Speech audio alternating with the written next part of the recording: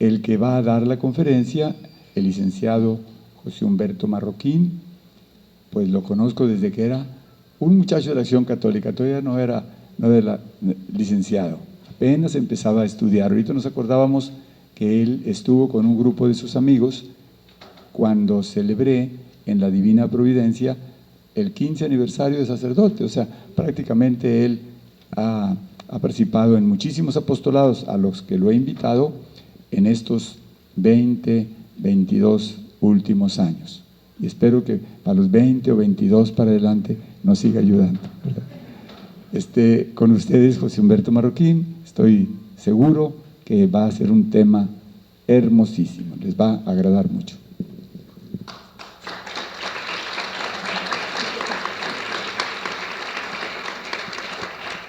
Vamos, buenas noches. Vamos a hacer una oración para empezar. En el nombre del Padre, del Hijo y del Espíritu Santo. Amén. Padre bueno, dueño de la mies, escucha la oración de tus hijos. Concédenos muchas y muy santas vocaciones sacerdotales, consagradas y laicales, garantía de vitalidad para el porvenir de tu Iglesia. Haz que todos los sacerdotes, los consagrados y los laicos seamos testimonio de caridad por nuestra total entrega a ti y a nuestro prójimo. Danos a todos sabiduría para descubrir tu llamado y generosidad para responder con prontitud. María, Madre de la Iglesia, modelo de toda vocación, intercede por nosotros y ayúdanos a decir sí al Señor que nos llama a colaborar en el designio divino de salvación. Por Jesucristo nuestro Señor. Amén. Señor, danos familias cristianas.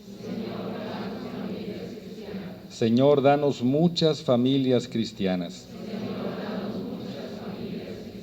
Señor, danos muchas y muy santas familias cristianas. Señor, danos sacerdotes. Señor, danos muchos sacerdotes. Señor, danos muchos y muy santos sacerdotes. Que la Sagrada Familia de Nazaret, que es el modelo de familias que todos debemos de seguir, nos acompañen y nos guíen en nuestro caminar para siempre. Amén. En el nombre del Padre, del Hijo y del Espíritu Santo. Amén.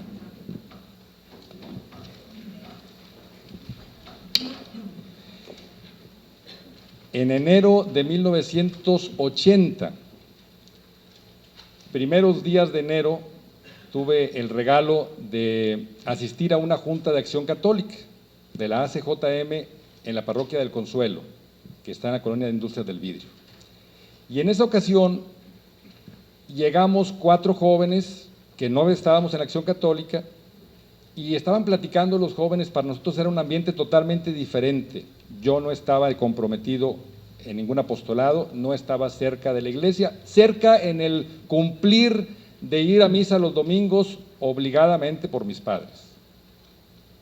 Todavía no nacía esa convicción y ese fervor y ese ánimo, como creo que he perseverado en que se mantenga. No necesariamente se ha mantenido porque he sido débil en algunos momentos, pero Dios ha sido muy paciente y muy perseverante con nosotros. Y en esa ocasión llegó el padre Hinojosa con otros 2 jóvenes de la Acción Católica, porque iban a hablar con el grupo porque había un retiro el domingo. Y entonces dejó ahí esos 2 jóvenes, saludó a todos y cuando nos saludó a nosotros dijo: ustedes son nuevos, no los había visto. Pues no, ni nosotros tampoco, padre. Entonces los saludamos y él repitió el nombre de nosotros. fue miércoles, el segundo miércoles de enero del 80. Después, en domingo, esos 4 jóvenes que fuimos, con otro más que ya estaba en la Acción Católica, estábamos en un equipo de fútbol y no quisimos cancelar el juego para ir al retiro. Entonces no fuimos al retiro, tan sencillo. Pero Dios se encargó de hacer la travesura completa, porque fuimos al juego y no fue el árbitro. Entonces nos regresamos. Yo estaba en la casa, ese día iba a haber un partido de fútbol muy interesante a las 12 de mediodía, cuando todavía jugaban los equipos los domingos a la mediodía, y el partido iba a ser tan bueno que no me lo quería perder, pero llegaron los otros 3 jóvenes insistentes a que por lo menos los llevara. Mi papá me prestaba el coche que él tenía, y entonces fueron interesadamente para que yo los acompañara. Y fuimos, yo con la intención de dejarlos. El grupo ya estaba en una colonia ya que se llama Rincón de la Sierra, en una casa de campo de doña Minguita, la mamá del padre Hinojosa. Y entonces llegamos y estaba el grupo adentro en la casa y afuera estaba el padre en su oración. Y ve llegar el carro y sale. El carro quedó acomodado de tal forma que la puerta del piloto estaba hacia el lado de la calle. Y como si Dios me estuviera cazando, el padre fue hacia esa puerta, no hacia la otra donde se bajaron los 3 amigos, hacia donde yo estaba. Y no se me olvida que me dijo: ¿cómo estás, José Humberto? ¿Cómo se acordó de mi nombre? Si nomás el miércoles lo habíamos saludado. Y allí empezó una historia de amor. Un amor del cual me siento tan feliz de haber descubierto en nuestro Señor. Él ha sido muy fiel, yo no. He caído, he fallado, pero me anima mucho ver a San Pedro cómo tuvo también esos bandazos y nuestro Señor confió en él. Y me alienta mucho ver el entusiasmo y la alegría y la firmeza y la humildad de San Juan Apóstol y querer ser como ellos, esos modelos de vida que la Iglesia nos ha permitido admirar y decir: se puede, humanamente se puede. En Semana Santa de ese mismo año, entonces voy a un retiro de varios días en San Benito del Lago, que ya no existe, donde había cursillos de cristiandad también, y ahí la Acción Católica hacía un retiro de miércoles a domingo, con puros jóvenes, que cuánto extrañamos esos retiros. Y ahí un flechazo más duro.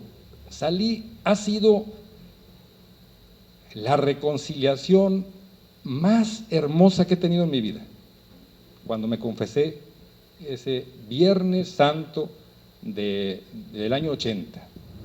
Y salgo del retiro y le digo al padre: esta alegría no me puedo quedar con ella, yo quisiera comunicarla a más gente. Entonces lo quisiera invitar a que dé una plática a un grupo de matrimonios, entre ellos mis papás, y a ver a cuántos más invitamos. Pues se lograron convocar a 12 matrimonios. De unos 15 que invitamos, fueron 12. En un pequeño patio de la casa de mis papás, que mide como 3x3 o 4x4, pero que en un cuadro de 10 metros cuadrados era tierra, y había unos árboles y unas plantas. Pues quitamos todo, y entre mi papá y yo vaciamos allí un piso para prepararlo a aquella conferencia del padre Hinojosa. Y fue tan hermoso que ahí se sembró la semilla de un grupo de meditación bíblica. Me emocionó tanto ver que la gente respondía, que dije: esto no se puede quedar aquí, ahora vamos por más. Y yo ya era el promotor del padre Hinojosa, ya llevaba una comisión allí. Y entonces lo invito al padre y le digo: ahora vamos por otro grupo, pero mujeres, jóvenes, muchachas.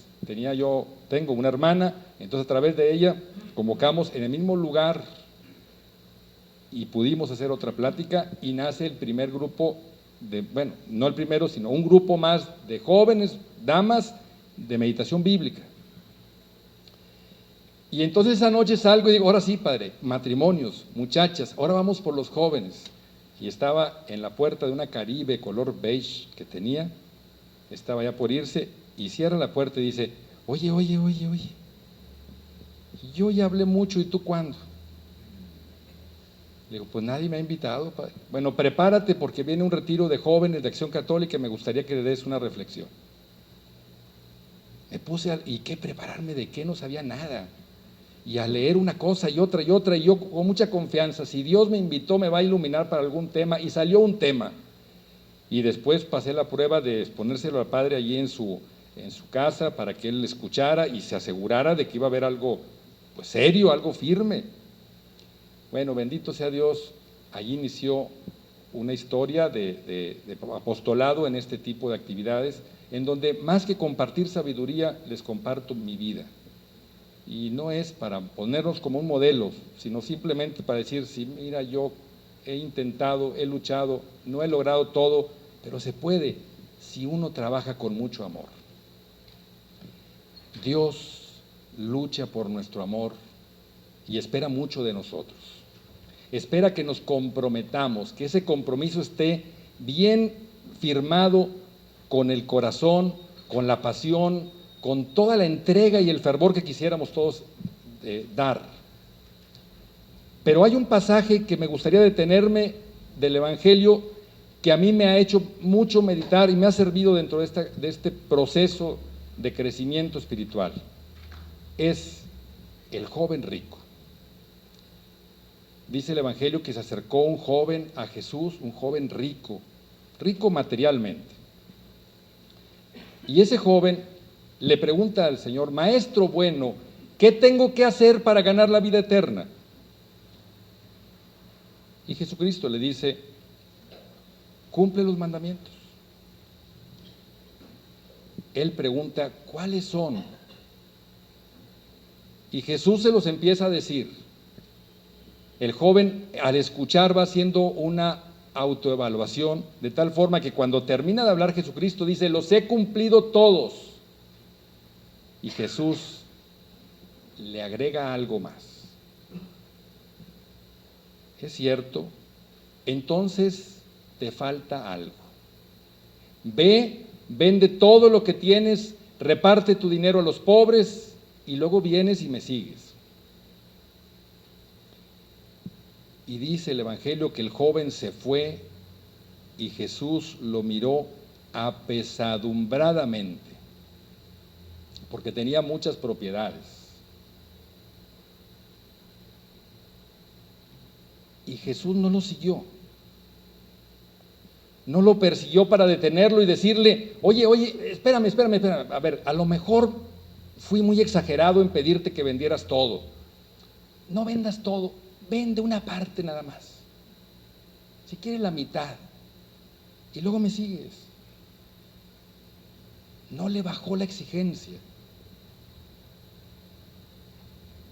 porque el reino de los cielos no está en oferta.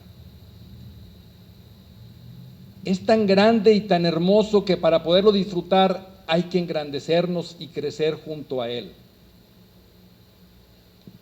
Ese joven era rico, pero hay muchos que son ricos en talentos, ricos en tiempo, ricos en capacidades especiales, diferentes, o ricos simplemente en los valores que han ido adquiriendo en su vida. Pero muchos también son ricos desde que nacen. Y aquí es un aprendizaje que tenemos. El joven era rico material y espiritualmente. ¿Por qué espiritualmente? Porque sin conocer los mandamientos los cumplía.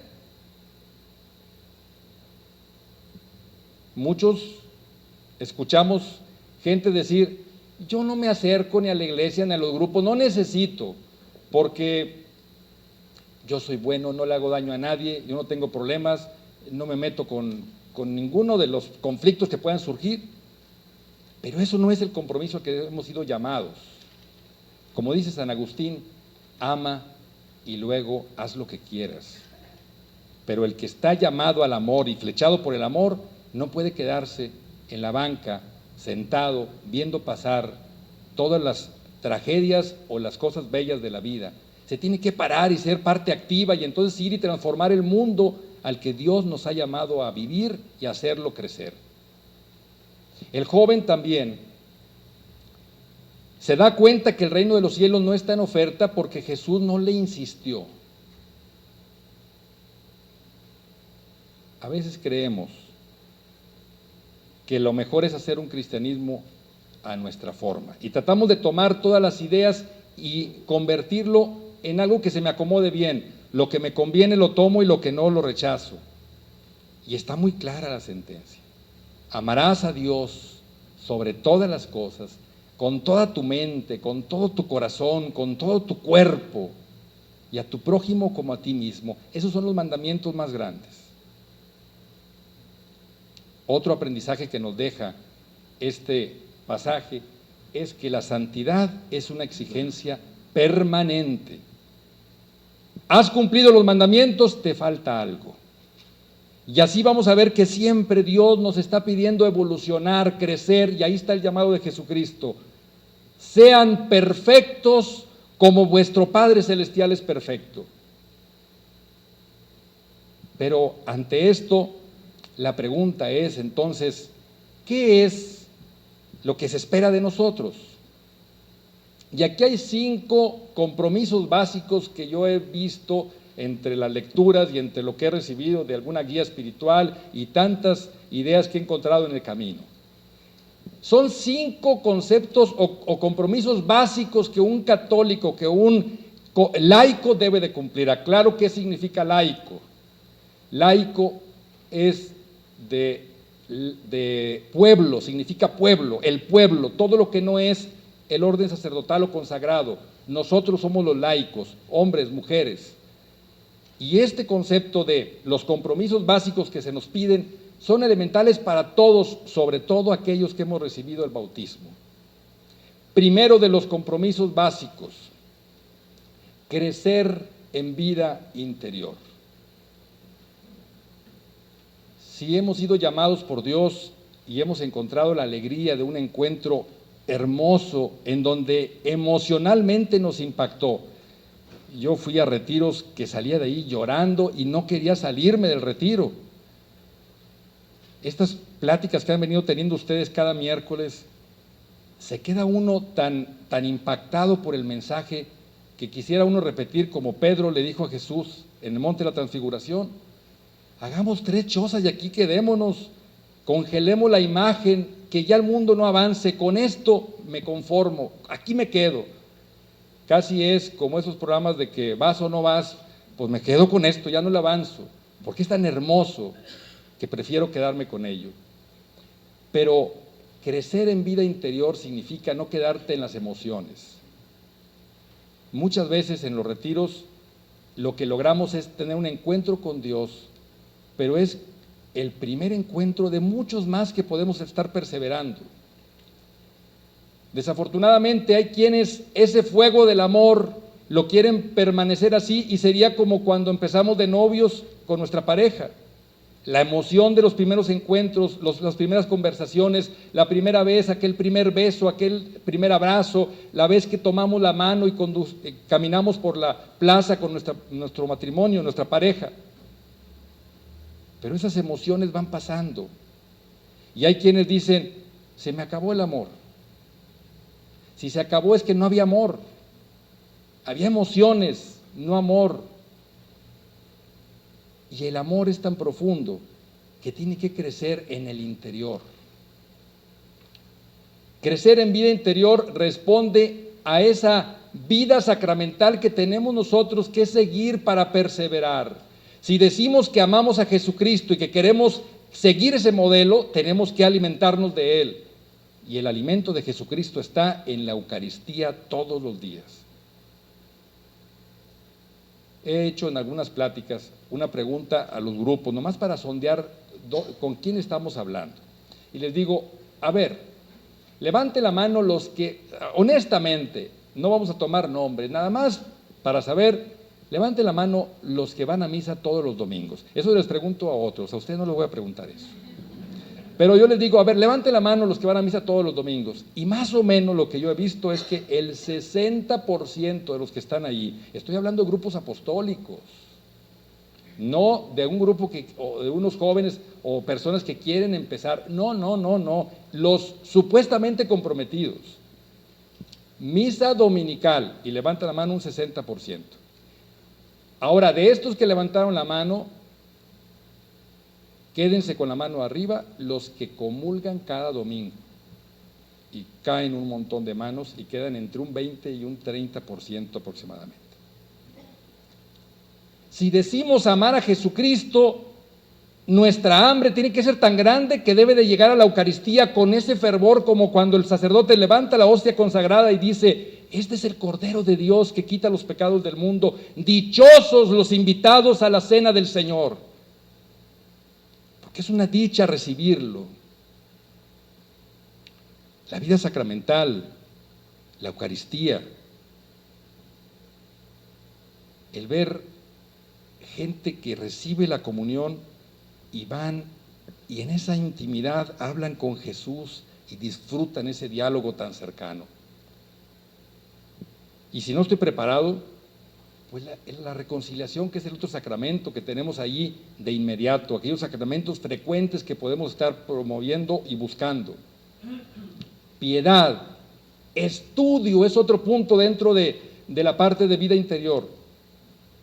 Habemos muchos que nos quedamos solamente con lo que nos dé el grupo. Creo que aquí estamos solamente personas que pertenecen al grupo de meditación bíblica, ¿cierto? Bueno, hay otros movimientos más, movimiento familiar cristiano, Famenal, encuentros matrimoniales, y todos tienen un encuentro, una junta, una reunión, ya sea semanal o quincenal. Y en esa reunión hay alimento de la lectura y de lo que se comparte por todos, la meditación. Pero hay quienes nos conformamos solamente con eso.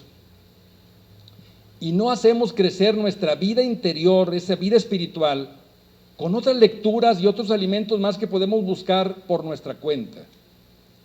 Y entonces preferimos estar buscando el periódico y ver el chiste de Catón, el del día, para comentarlo con todos, y no sabemos el evangelio del día.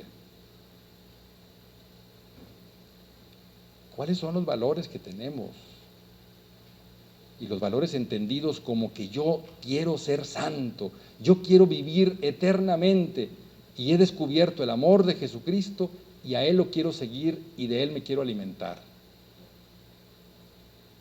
La parábola del sembrador. Salió el sembrador a sembrar, y al ir pasando la semilla, al irla tirando, una de ellas cayó en el camino. Vinieron los pájaros y se la llevaron. Otra cayó entre piedras. Como había poca tierra, la quemó el sol muy pronto la raíz. Otra cayó en buena tierra, pero estaba rodeada de hierba, y la hierba la ahogó. Finalmente hubo una que cayó en tan buena tierra y tan limpia de cualquier amenaza que creció y dio muchos frutos. Cuando escuchas esta parábola, a mí me llama la atención ver cómo todas las 4 opciones eran tierras fértiles, las 4, la del camino, hasta la poquita tierra que había allí en la piedra, la de la hierba y la otra que estaba limpia. Con esto significa que todos tenemos la capacidad de ser tierra fértil. La diferencia está en cuál es el ambiente que está rodeando esa tierra. Si el ambiente que yo tengo en mi vida es un ambiente de distracciones, de placeres, de mucho ajetreo, y no me doy tiempo para crecer en vida interior, puedo perder muy rápido ese amor al Señor. Y entonces caemos en una enfermedad que se llama tibieza espiritual. Y vamos a pensar, a reflexionar en 5 pasos que podemos caer en esta enfermedad. Cuidado, es amenazadora. Y para poderla meditar vamos a pensar y a recordar la caída de Pedro. ¿Dónde empieza la caída de Pedro? La negación. ¿Dónde empezó? ¿Se acuerdan? ¿Dónde?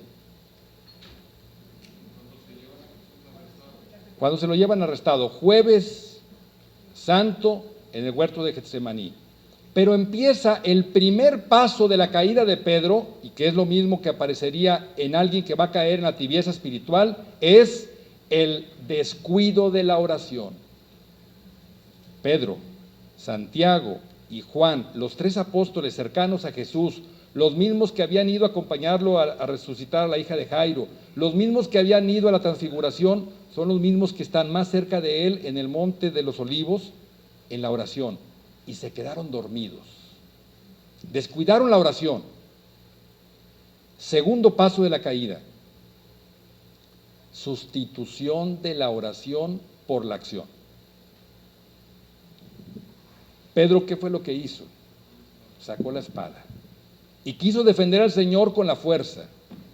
Y a muchos nos pasa que creemos que el apostolado significa activities y andar corriendo y andar muy ocupados, y nos desconectamos de lo que significa realmente comunicar a nuestro Señor a través de nuestro trabajo, de nuestro esfuerzo. Tercer paso de la caída de Pedro fue la apatía. Dice el Evangelio que cuando se llevan a Jesús, Pedro lo iba siguiendo de lejos. La indiferencia. Empieza ya a haber una cierta distancia y nos empezamos a ausentar de las reuniones de meditación bíblica. ¿Y qué es lo que decimos? Es que ya no siento nada. Ya voy a la junta y pues no me emociona, no encuentro nada nuevo, todo es lo mismo. Empieza a haber esa apatía, pero la base de todo ha sido el descuido de la oración. Cuarto paso de la caída de Pedro: empezó a satisfacer los deseos personales, los deseos carnales. Dice que buscó una fogata y allí estuvo para calentarse. En nosotros es empezar a buscar otras actividades u otros compromisos que ocupen la agenda de aquellos compromisos apostólicos que teníamos. Y entonces empezaremos a buscar otras convivencias, desde jugar dominó, salir con amigos, quedarse en casa a ver televisión, o irse a la lotería, o lo que sea, algo que ocupe ese, pero que venga a satisfacer lo que antes me llenaba, este compromiso apostólico. Y el quinto paso de la caída fue el respeto humano. La negación de Pedro. Cuando le empiezan a decir, tú eres uno de ellos. No, me estás confundiendo. Y fíjense cómo llama la atención un comentario de una mujer que le dice a Pedro, tú eres uno de ellos. ¿Se acuerda qué le dice después? Hasta tu forma de hablar te delata. Cuando nos alejamos, aunque estemos distantes, se va a ver la huella de ese paso y hasta nuestra forma de hablar nos va a delatar. Pero el respetar a los demás va a ser una de las cosas que va a ser notoria, evitando entonces hablar de nuestro Señor y comprometernos y procurando más estar bien con todos. Estos son los 5 pasos de la tibieza espiritual, pero la base de todo es la oración. La oración viene siendo en la vida interior uno de los alimentos fuertes. Lo otro es la vida sacramental. Lo otro es el estudiar, el leer, el leerlo, pero a disfrutarlo, a meditarlo personalmente. Y uno más serían los pequeños sacrificios que puedas hacer. ¿Sacrificios de qué tipo? Aquellos que te ayuden a ir teniendo conciencia de que el cuerpo no es lo más importante, sino el espíritu. Les comparto una experiencia que hemos tenido últimamente mi esposa y yo. Nuestro segundo hijo se fue a estudiar a Canadá. Dentro de 10 días regresa. Pero cuando se fue, pues nos quedamos un poco tristes. Se fue desde enero y decíamos, ¿qué podemos hacer por él? Aparte de apoyarlo, pedirle a Dios por él, pero vamos a demostrarle a nuestro Señor lo mucho que lo amamos a él y lo mucho que confiamos también en nuestro Señor y que ese cuidado del talento que nos dio en ese hijo lo queremos seguir fomentando y haciendo crecer. Y prometimos algo que nos doliera, pero que fuera hecho con amor. Y dijimos, no vamos a tomar una gota de alcohol en todo este tiempo. Somos alcohólicos nosotros. No, no se crean. Pero, bueno, pues a veces hay vino tinto o una cerveza, algo en alguna convivencia. Se nos hizo tan fácil porque hacía frío, era enero. Pero luego llegó el calor y salimos a convivencias con amigos a cenar y empiezan a pedir alguna copa, alguna bebida, algún vampiro que se ve ahí escarchado, rico. Y se saborearon algunos. ¿Cuánto cuesta ese sacrificio? Y le hemos pedido a nuestro Señor, cada vez que nos recuerda esa tentación de disfrutar ese placer muy humano, muy de la carne, Señor, tú sabes que te amamos y que amamos ese hijo. Te lo encomendamos muchísimo. Y pues ahora sí, confiar en que Él está bien y está protegido por el Espíritu Santo. Dentro de 10 días llega. Vamos a agarrar una borrachera. De sábado y domingo. No es esto para presumir nada, simplemente es algo tan sencillito y que podemos hacer como aquellos que nos despertamos y andamos luego sobre el café. Y algún día decir, bueno, hoy Señor, te ofrezco no tomar café la mañana, ya no digo todo el día, la mañana. Y vamos a andar inquietísimos, pero cada vez que la inquietud venga, Señor, tú sabes que te quiero. ¿Cómo creen ustedes que nuestro Señor va a estar disfrutando esa muestra de amor? Eso es crecer en vida interior, oración, vida sacramental, estudio y pequeños sacrificios que hagan vivir el espíritu y morir poquito el cuerpo. Aparte, no nos hace nada mal dejar de tomar o de comer algunas cosas. Hay muchas reservas en el cuerpo. Segundo compromiso básico. Si ya hemos tenido ese crecimiento interior, ahora tenemos que seguir respondiendo, siendo fieles a la gracia de Dios. La gracia es gratis, es un regalo que se nos da. Y es para poder vivir permanentemente esa fidelidad con nuestro Señor. El mejor modelo de fidelidad es la Virgen María. Fiel. Nuestro Santo Padre Juan Pablo II dijo en una de las visitas que hizo a México, la primera visita, dijo, una de las letanías que más me gusta es Virgen fiel. Y él dice que hay 4 dimensiones de la fidelidad de María. Primero, la búsqueda continua de Dios. Segundo, la aceptación. No como quien se resigna a no comprender todo y dice, bueno, pues no hay más, te recibo. No, sino aquel que dice, el amor de Dios está tan presente y confío en Él que soy tu esclava, Señor. Haz de mí lo que tú quieras. Pero también una tercera dimensión es la coherencia. No es solamente fiel en el éxtasis de la oración, en la anunciación, sino también es fiel en el éxtasis del dolor, en el monte Calvario, viendo morir a su hijo. La constancia de ella, perseverando.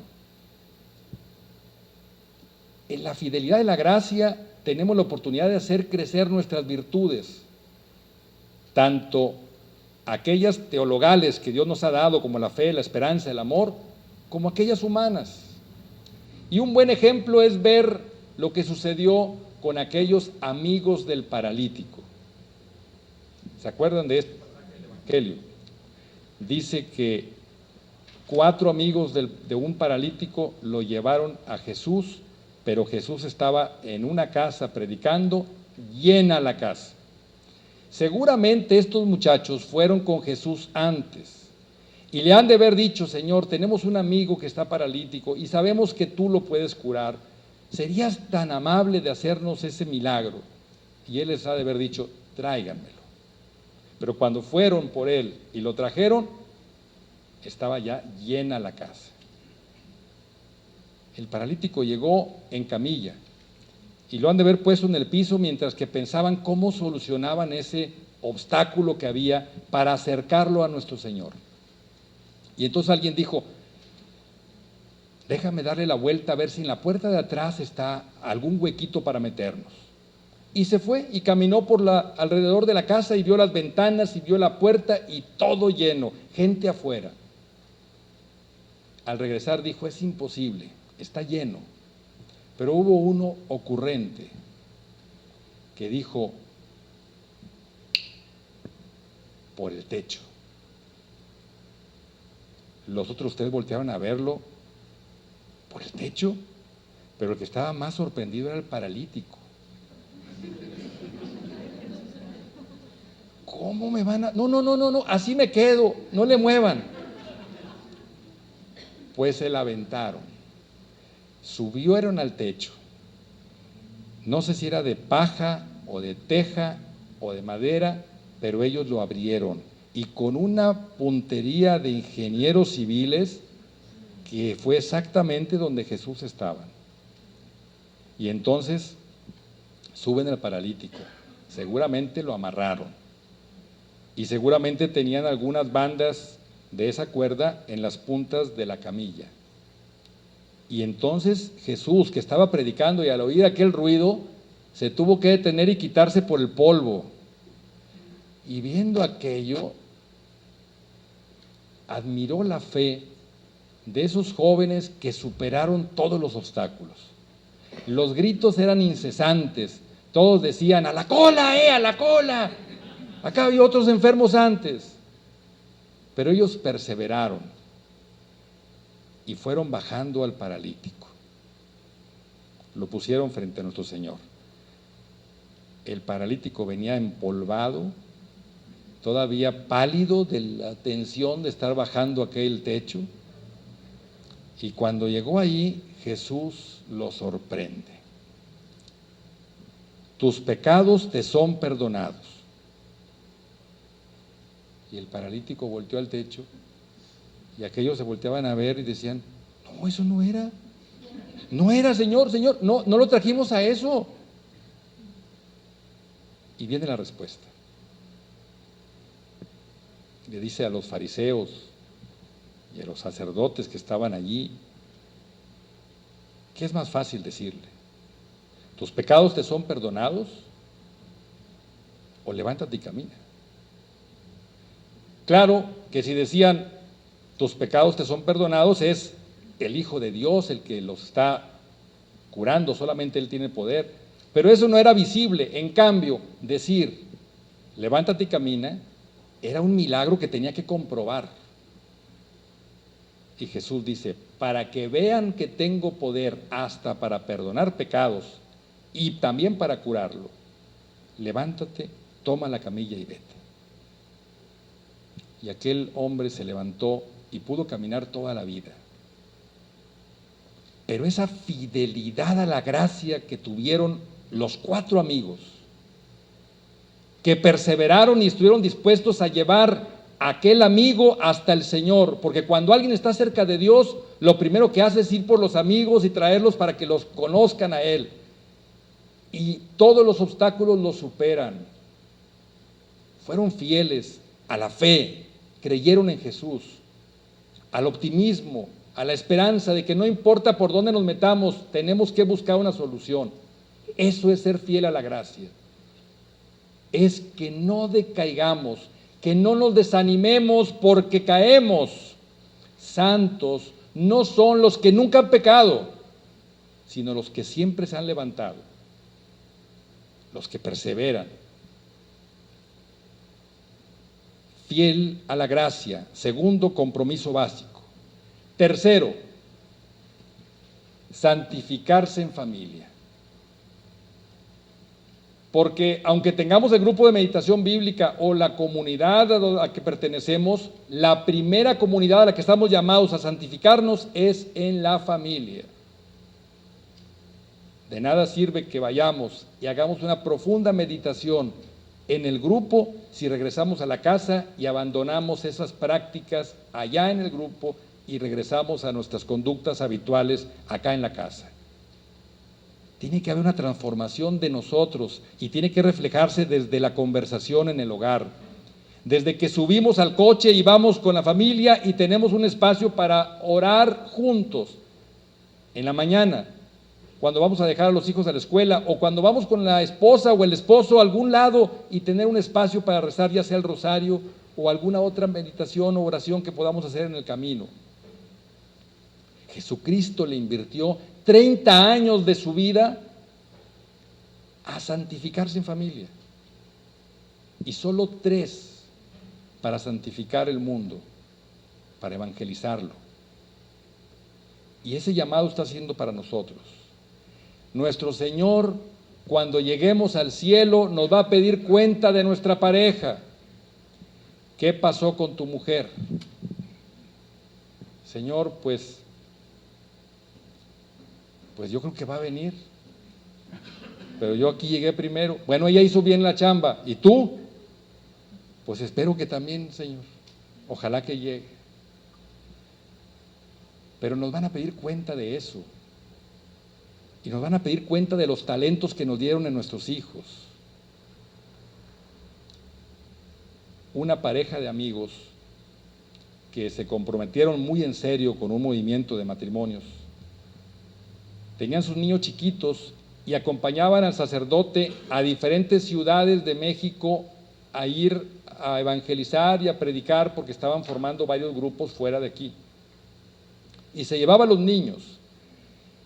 Y al llegar a alguna de esas ciudades siempre había alguna familia que los recibía y que les ayudaban allí a cuidar los niños mientras ellos salían a predicar o a las reuniones o a las juntas con el padre y los grupos de esa ciudad. Ella siempre se quedó con una duda, porque sus hijos crecieron y han sido excelentes muchachos, pero siempre se quedó con la inquietud si los hijos no le reclamarían que ella los hubiera dejado un poco o que los hubiera descuidado. Cuando el hijo mayor se casó, les escribió una carta y le dijo a la mamá: mamá, esta carta es para que la lean papá y tú, pero te pido un favor. La van a leer cuando ya me haya ido de luna de miel. Ellos fueron a dejarlo al aeropuerto y se regresaron volando a la casa para ver qué decía la carta. Llegaron, la abrieron y van leyendo aquella carta donde el hijo, con toda la admiración, le decía a los papás: gracias por el testimonio de vida que me enseñaron desde niño. Porque todo lo que vi en ustedes, todo ese crecimiento y esa entrega que hicieron hacia el apostolado, hizo que nosotros fuéramos buenos hijos, y ahora mi compromiso es que la familia que ahora empiezo tiene que parecerse al menos a ustedes. Qué hermoso satisfacción como padres saber que los hijos están viendo ese ejemplo, ese modelo, y que algún día nos toque poder escuchar ese testimonio de vida de ellos. Santificarnos en familia es el compromiso de apostolado número 1. Cuarto compromiso: ser cristiano en la vida pública. No solamente en la iglesia o en el grupo o en la casa, sino también en todos los ambientes que nos rodean. No quedarnos solamente con que voy a hacer apostolado o voy a servir con el grupo en misiones, sino todos los días allí en mis ambientes. Si nadie de los amigos con los que como en el comedor de la empresa se atreve a hacer la bendición de los alimentos, por lo menos yo guardo un poquito de silencio, doy gracias a Dios, ofrezco la comida y todo lo que estamos ahí alimentándonos, y ese ejemplo se ve. Pero también usar esa santa intransigencia de que si alguien está utilizando algunas críticas o algunos ejemplos o está presumiendo de cosas que no son sanas para nuestra vida, hay que ponernos firmes y ser muy fieles al amor de Dios y ponerlo por encima de esas críticas o chistes o bromas que puedan surgir. No es pecar de santitos, como dice el dicho, ni tanto que queme al santo, ni tanto que no lo alumbre. No se trata de ser más papistas que el Papa, como algunos pueden criticar. Se trata de simplemente llevar a Cristo al ambiente que no llega por medio de algún sacerdote o una religiosa. Miren, este periódico lo guardo desde el 29 de abril del 2003, que fue cuando nuestro señor arzobispo Francisco Robles ocupó aquí en Monterrey el cargo de arzobispo. Por eso aparece esta fotografía en esta esquina donde está él. Pues este fue el titular del norte el día que él llegó. Pide llevar la fe a la vida pública. La plática estaba armada 2 años antes y cuando lo vi dije, mira nada más, nuestro Señor sabe muy bien que ese es un compromiso que nos exige. Tenemos que lograr que Él ocupe las conversaciones donde andemos. Y si cada uno lo promueve de esa manera, estoy seguro que el mundo se va a transformar. Pero nos hemos vuelto muy lentos para actuar y a veces muy cómodos.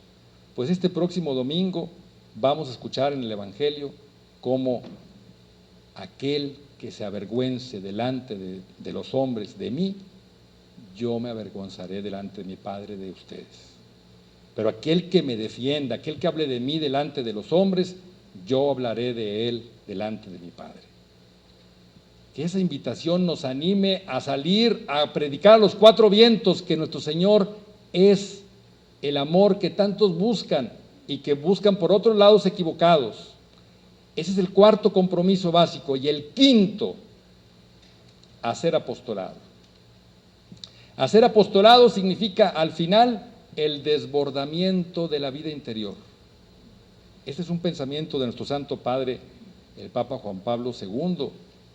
Dentro de todas las cosas que nos dejó todo ese testamento espiritual, este pensamiento ha sido hermosísimo.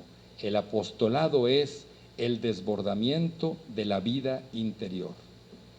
Hacer apostolado significa salir a otros lugares, ahora sí, misiones, ahí en la parroquia, trabajar con grupos, seguir haciendo crecer todo esto. Imagínense que cada pareja de las que aquí estamos podamos convocar a otros matrimonios y formar un grupo de meditación.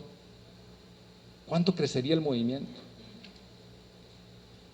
En aquel tiempo, cuando iniciaba, los grupos eran muy pequeños, pero fueron creciendo mucho y había un revuelo entre todos los que dirigían y un ánimo. Y esta reunión, como las que ahora está viendo, eran las que hicieron crecer a muchos líderes que transformaron esos ambientes. Ustedes son los llamados ahora a ese apostolado. No se pueden quedar solamente con lo que han recibido en estos miércoles. Tienen que salir y tienen que ir a predicarlo a los 4 vientos y jalar a muchos que están lejos, pero que están urgidos de escuchar ese mensaje. Dice San Francisco de Asís, cuenta que una ocasión él salió a orar a alguna gruta y se perdió 3 días.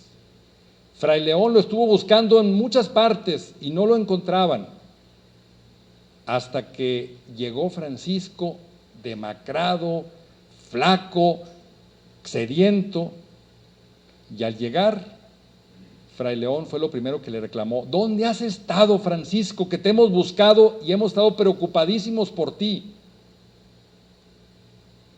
Dice Francisco: no se preocupen, estaba en un lugar haciendo oración, pero 3 días perdido.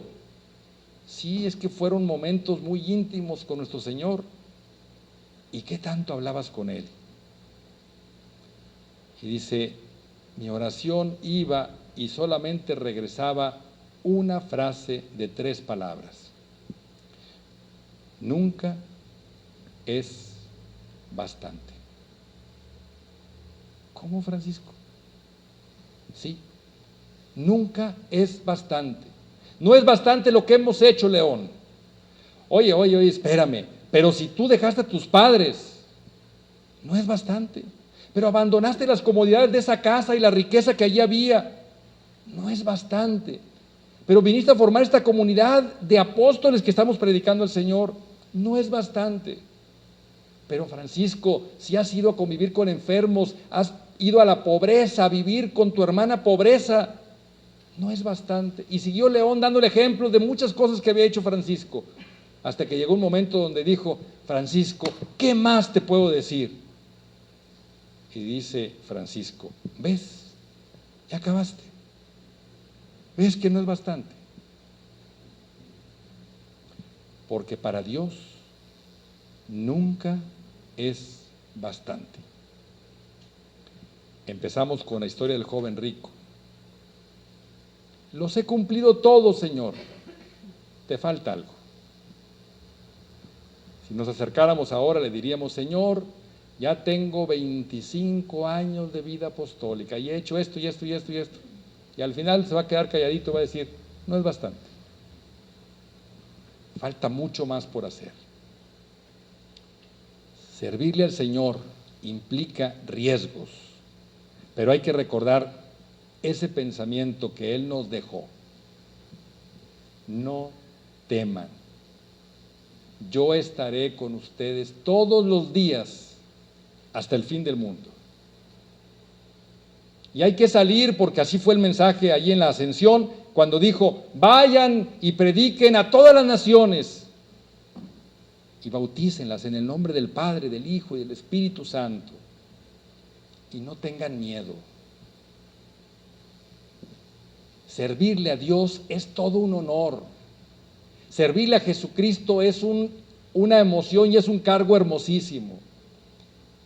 Yo me quisiera imaginar que si aquí estuviera nuestro Santo Padre, el Papa Benedicto, y dijera a alguno de ustedes, a ver, y dijera tu nombre, Raúl, Lupita, Luisa, María, ven, quiero pedirte que nos ayudes en algo. Imagínate nada más el honor de ser elegido, de ser llamado de esa manera.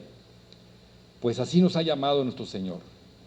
Es un honor, nos ha preparado y nos ha hecho crecer en esa espiritualidad para que vayamos a transformar el mundo, a ser parte de su plan de salvación.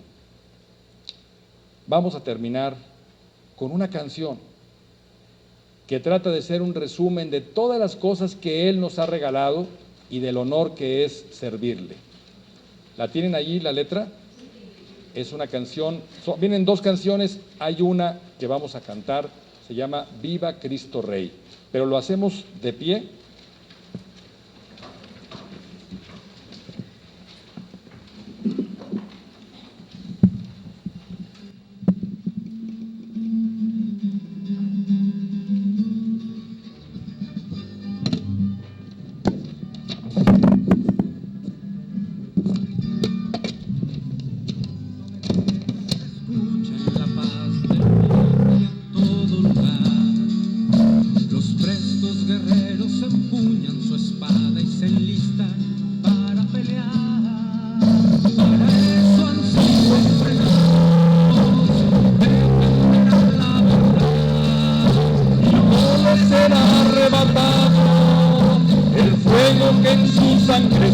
Viva Cristo Rey, viva Cristo Rey, el grito de guerra que enciende la tierra, viva Cristo Rey, nuestro soberano Señor, nuestro capitán y campeón, pelear por Él es todo un honor.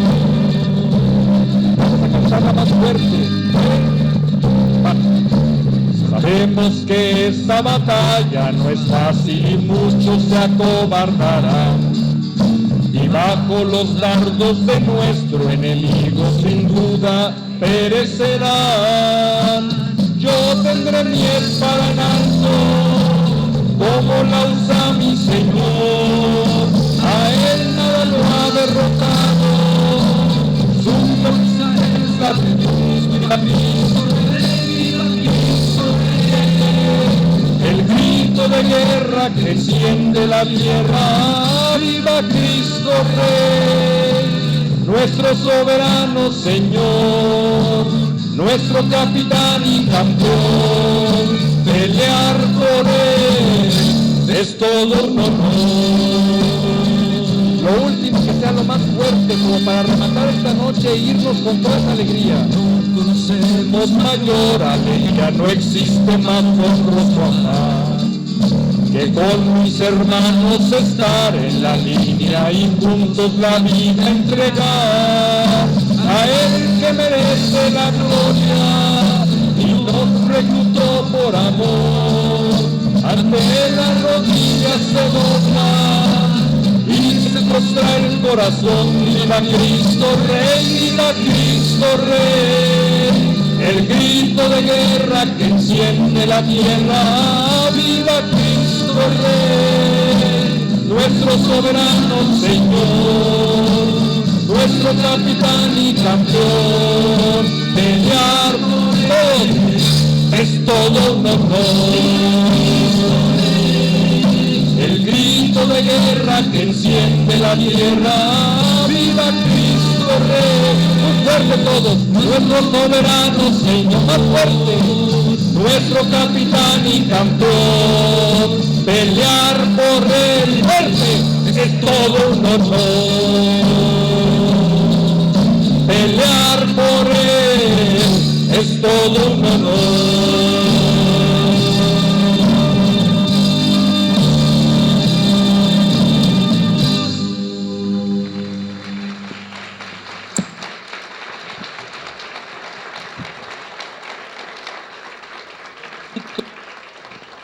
Bendito sea Dios y muchísimas gracias por el regalo de compartir con ustedes estas ideas.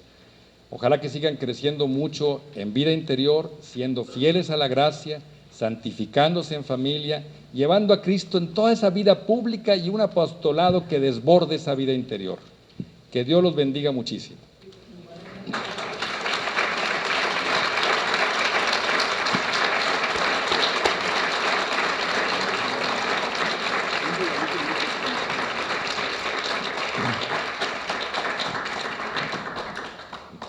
El Señor esté con ustedes. La bendición de Dios Todopoderoso, Padre, Hijo y Espíritu Santo, descienda sobre ustedes y sus familias, permanezca siempre y les dé salud de alma y de cuerpo.